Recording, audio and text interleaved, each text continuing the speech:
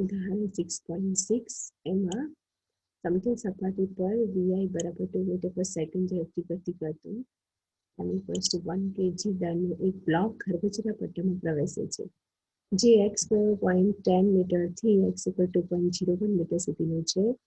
આ પટ્ટાની મર્યાદામાં બ્લોક પર લાગતું અવરોધક બળ આટલું આપેલું છે આપણને, અને x ના વ્યસ્ત પ્રમાણમાં છે. તો અહીં આપણે એની કિંમત પણ આપેલી છે. તો આ પટ્ટાને પસાર કર્યા પછી બ્લોકની અંતિમ ગતિ ઊર્જાને vf આપણે શોધવાના છે. તો અહીંયા એની કિંમત આપેલી છે અને કન્ડિશન્સ આપેલી છે કે fr બરાબર -k/x ક્યારે હોય, તો જ્યારે x ની કિંમત 0.1 થી ગ્રેટર હોય, એટલે મોટી હોય, અને 2.01 થી નાની હોય ત્યારે f ની કિંમત આટલી હોય, અને જ્યારે x ની કિંમત 0.1 થી મોટી હોય અને x ની કિંમત જ્યારે 2.0 ની નાની હોય ત્યારે એ 0 હોય. તો આ એક્ઝામ્પલ છે આપણે આવી રીતે સોલ્વ કરી શકાય કે 6.8a પરથી આપણે kfનું ઇક્વેશન અહીંયા મૂકી દેવાનું છે. ki પ્લસ અહીંયા આપણે મૂકવાનું છે જેમાં આપણે xi to xf લેતા હતા, બરાબર છે. 6.8 જોઈ લેજો. તો 0.1 to 2.01 - k/x dx. પછી k ની કિંમત છે 1/2 mvi². પછી અહીંયા 1/x નું ઇન્ટિગ્રેશન થાય છે ln x. તો k ln x, પછી સીમાઓ મૂકવાની છે 2.01 0.1, એટલે આપણે log નિયમ વાપરીએ છીએ, બરાબર છે. log a - log b લખાય log a/b. તો એવી રીતે પેલા સીમાઓ મૂકીને ln 2.01 - ln 0.1, પછી આપણે લોગનું ભાગાકારનો નિયમ, એટલે કે માઇનસ હોય તો ભાગાકાર લખાય, એ યુઝ કરવાનો છે. તો અહીંયા મળશે. પછી અહીંયા m ની કિંમત 1 મૂકવાની છે, vi ની કિંમત આપેલી છે 2 સ્ક્વેર એટલે 4, 4 × 1 4/2 2. પછી k ની કિંમત 0.5, બરાબર. ln મળશે 20.5, 2 - 1.5 મળશે 0.5 છે. એના પછી આપણે vf નું એક સૂત્ર લઈ આવ્યા હતા. કે ના સૂત્રમાં v આવે છે, આપણને ખબર છે કે = 1/2 mv². તો v આપણને મળે √2k/m. એના પરથી vf મળે આપણને kf ના સૂત્ર પરથી √2kf/m. એની કિંમત 1 છે, kf ની કિંમત આપણે મેળવી છે 10. તો આપણે vf ની કિંમત મળશે 1. એના પછી ઉદાહરણ 6.7 છે, એમાં આપણને n ગણની દળો છે એ n નંબરની દોરી વડે આવી રીતે લટકાવેલ છે. પછી અહીંયા આપણે એને વિનોદ વેગથી ગતિ આપવામાં આવે છે. અહીંયા પહેલા દળો આવી રીતે છે, પછી એની વિનોદ વેગથી ગતિ કરવામાં આવે છે. તો દળો છે ઉર્ધ્વ સમતલ, આને છે ઉર્ધ્વ સમતલ કહેવાય. તો એમાં જાય છે અને સી બિંદુ પાસે દોરી ઢીલી પડે છે. તો આપણે બી નોટ શોધવાના છે. બિંદુ બી અને સી પાસેની ઝડપ, બી અને સી પાસે ગતિ ઊર્જાનો ગુણોત્તર શોધવાનો છે.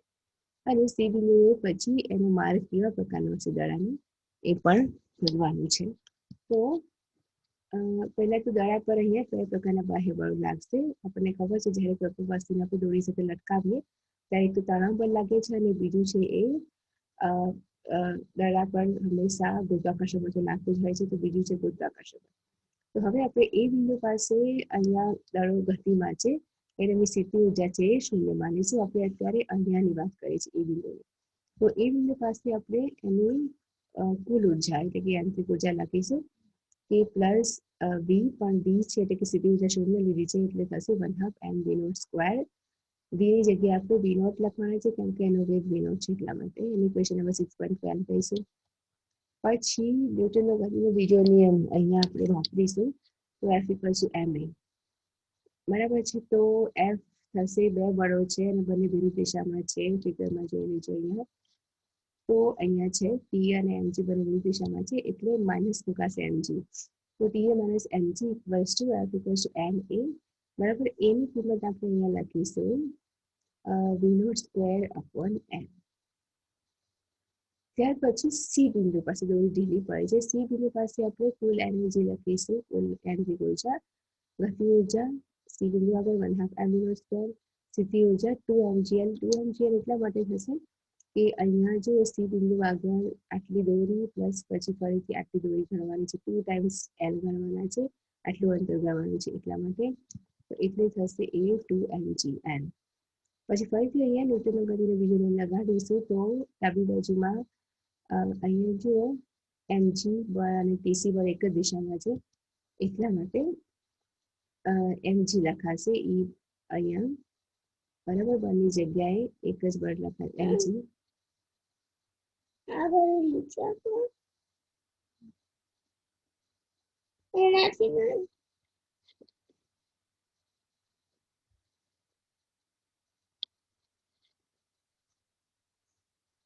તો mg equals to m v0 square upon n. બરાબર અહીંયા જેમ આપણે લખ્યું છે એ એવી જ રીતે અને f છે માત્ર અહીંયા આપણે mg જ કન્સિડર કરીશું કેમ કે બંને એક જ દિશામાં છે એટલા માટે. પછી vc એ c પાસેની એ આપણે અહીંયા મેન્શન કર્યું છે. ત્યાર પછી 6.13 અને 6.14 જે છે એને આપણે સરખાવવાના છે. અહીંયા જો એમાંથી 6.14 માંથી 20 સ્ક્વેરની કિંમત મેળવીને vc સ્ક્વેર મળશે. m બંને બાજુ કેન્સલ થશે તો vc સ્ક્વેર મળશે gn. બરાબર તો vc આપણને મળશે સ્ક્વેર vc સ્ક્વેર gn મળશે. તો vc સ્ક્વેર બરાબર અહીંયા લખીશું gn એટલે આપણે મળશે 1/2 mgn પ્લસ 2mgn બરાબર બંને સરવાળો થશે 5/2 mgn. પછી એની આપણે એ બિંદુ પાસેની ઉર્જા સાથે સરખાવવાનું છે. તો એ બિંદુ પાસેની ઉર્જા હતી m/2 v0 સ્ક્વેર. તો એના પછી આપણને m બંને બાજુ કેન્સલ થશે 2 પણ કેન્સલ થશે તો v0 સ્ક્વેર મળશે 5gn. તો v0 મળશે સ્ક્વેર રૂટ 5gn. પછી સમીકરણ 6.14 પરથી 14 અહીંયા આપણને આપેલું છે બરાબર છે. તો એના પછી આપણને vc મળશે સ્ક્વેર રૂટ gn એ જોઈ શકાય છે. ત્યાર પછી બી બિંદુ પાસે ઉર્જા હવે આપણે આ બિંદુ પાસે ઉર્જા શોધીએ છીએ. તો બી બિંદુ પાસે આપણે ઉર્જા અહીંયા લખી શકીશું ઇક્વલ્સ ટુ આગળ અહીંયા કર્યું હતું તેવી જ રીતે 1/2 mv સ્ક્વેર. પણ અહીંયા જુઓ દોરી જે છે આટલી જ ગણાશે. એલ લંબાઈ એની ગણાશે. અહીંયા ડબલ લીધી હતી પણ અહીંયા તો આટલી જ ગણાશે એટલે એલ જ ગણાશે. એટલે આપણે લેવાનું છે 1/2 mv square plus mgn. Okay ફરીથી આપણે એને એ પાસેની ઉર્જા સાથે સરખાવવાનું છે. તો એ પાસેની ઉર્જા આપણી જે હતી એની સાથે સરખાવીશું અને v0 સ્ક્વેર જે આપણને મળ્યું હતું v0 સ્ક્વેર આપણને મળ્યા હતા 5gn. તો બી બિંદુ પાસે આપણને આવી રીતે મળશે 1/2 mv square plus mgn equals to 1/2 mv0 square. Okay પછી 1/2 mv સ્ક્વેર આપણને મળ્યું હતું ઇક્વલ્સ ટુ 5/2 mgn. તો આના બરાબર લખીશું 5/2 mgn. પછી mgn ને આપણે આ સાઈડ લઈ જઈશું તો એ થશે -mgn. તો 5/2 માંથી 5/2 mgn માંથી -mgn કરીશું તો એ લસા લેવું પડશે બરાબર. તો એટલે અહીંયા 3/2 mgn આવશે. તો 3/2 mgn આવશે રાઈટ સાઈડમાં અને LHSમાં આવશે 1/2 mv સ્ક્વેર. એટલે m કેન્સલ તો m કેન્સલ થશે અહીંયા. પછી 2 પણ નીચેથી કેન્સલ થઈ જશે એટલે vb આપણને મળશે 3gn. બરાબર vb નો સ્ક્વેર છે એટલે સ્ક્વેર રૂટ કરવું પડશે. તો v મળશે સ્ક્વેર રૂટ 3gn. ત્યાર પછી બી અને સી પાસે આપણે જે ઉર્જા મળી છે એનો ગુણોત્તર શોધવાનો કહ્યું છે. તો બી આગળની ઉર્જા 1/2 mv સ્ક્વેર, સી આગળની ઉર્જા kc 1/2 mvc સ્ક્વેર. તો અહીંયા 1/2 કેન્સલ થશે, m કેન્સલ થશે. પછી વીવી ની કિંમત છે આપણે મૂકવાની છે. અહીંયા આપણે જે વીવી ની કિંમત મળી છે એ અને વીસી ની કિંમત છે √3gl અને વીસી ની કિંમત જે આપણને મળી છે √gl. ઓકે તો એ મૂકીશું તો આપણને મળશે 3/1. તો એ જે છે એનો ગુણોત્તર છે. પછી 6.13 જે છે એમાં આવું કહ્યું છે કે 2 ml ત્રિજ્યાનું વરસાદનું એક ટીપું છે 500 મીટર ઊંચાઈએ આવી રીતે જમીન પર પડે છે. ઘટતા પ્રવેગથી તે મૂળ ઊંચાઈએ અંતિમ ઊર્જા પ્રાપ્ત ન કરે ત્યાં સુધી પડે છે.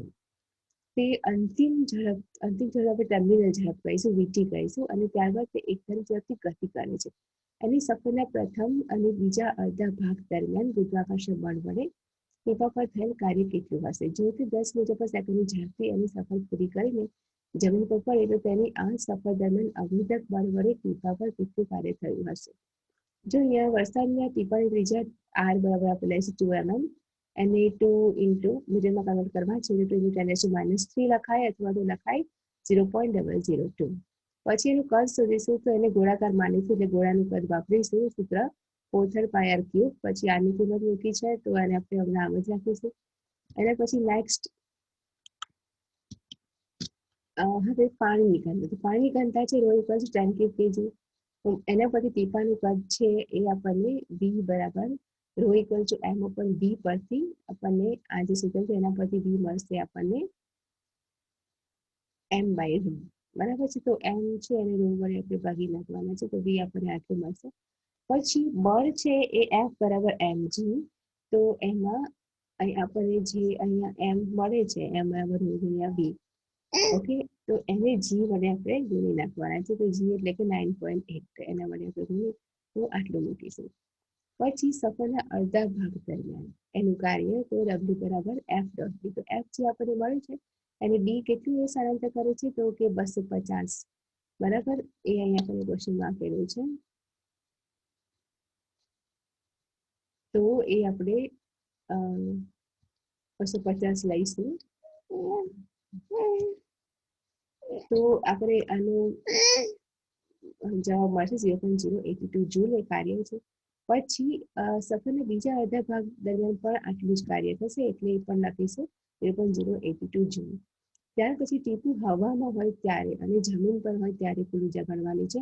તો હવામાં હોય ત્યારે એની ઉર્જાને આપણે ઈટી કહીશું.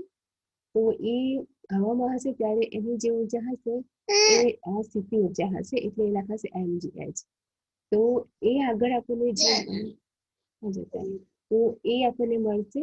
આગળ આપણે જે કિંમત લખી છે mg ની તે અને h એટલે કે આટલા વડે ગુણવાના છે તો એ મળશે 0.164 જૂલ. ત્યાર પછી ટીપું જ્યારે જમીન પર આવે ત્યારે એની કુલ ઉર્જા Eg આપણને મળશે 1/2 mv². તો એ આપણને મળશે 1/2. પછી m જે છે એ આપણે રોલ કરશું m/v માંથી મૂકવાનું છે અને v ની કિંમત આપણને એનો વેગ આપેલો છે એ. બરાબર, એ જે છે આપણે આખું આગળ તો આને આપણે સોલ્વ કરીશું તો આપણને આટલા મળશે 167.3. અને પછી આ જે છે આપણને મળશે અવરોધક બળ શોધવાનું કહ્યું છે આપણે Eg - Et કરવાના છે તો એ મળશે -0.162 જૂલ.